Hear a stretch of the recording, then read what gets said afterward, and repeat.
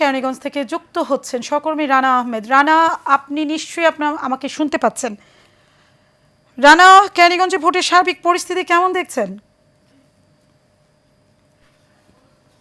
জি, আমি আপনার প্রশ্নটি বুঝতে পারিনি, আরেকবার যদি বলতেন। রানা, কেরানীগঞ্জ থেকে নিশ্চয়ই আপনি আছেন আমাদের সাথে যুক্ত।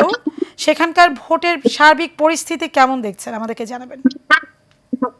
ধন্যবাদ আপনাকে। আমি সকাল থেকে কেরানীগঞ্জের যে দুটি আসন আছে, ঢাকা ২ এবং ঢাকা ৩, সেই দুটি আসনই কিন্তু আমি সকাল থেকে ঘুরে দেখছি, এবং আমি কোথাও এখনো পর্যন্ত কোনো ধরনের সহিংসতা বা অপ্রীতিকর কোনো ঘটনার খবর আমি পাইনি।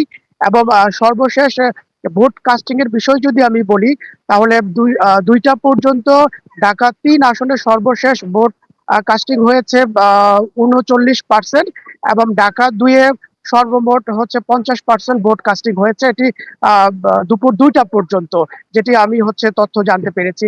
বর্তমানে আমি যে কেন্দ্রে রয়েছি সেটি বাগুর হাই স্কুল, এবং এর আগে আমি বেশ কয়েকটি কেন্দ্র ঘুরেছি এবং ঘুরে দেখেছি প্রত্যেকটি কেন্দ্রে কিন্তু সিসিটিভি ক্যামেরা রয়েছে, এবং মনিটরিং এর জন্য আমরা ড্রোনও উঠতে দেখেছি।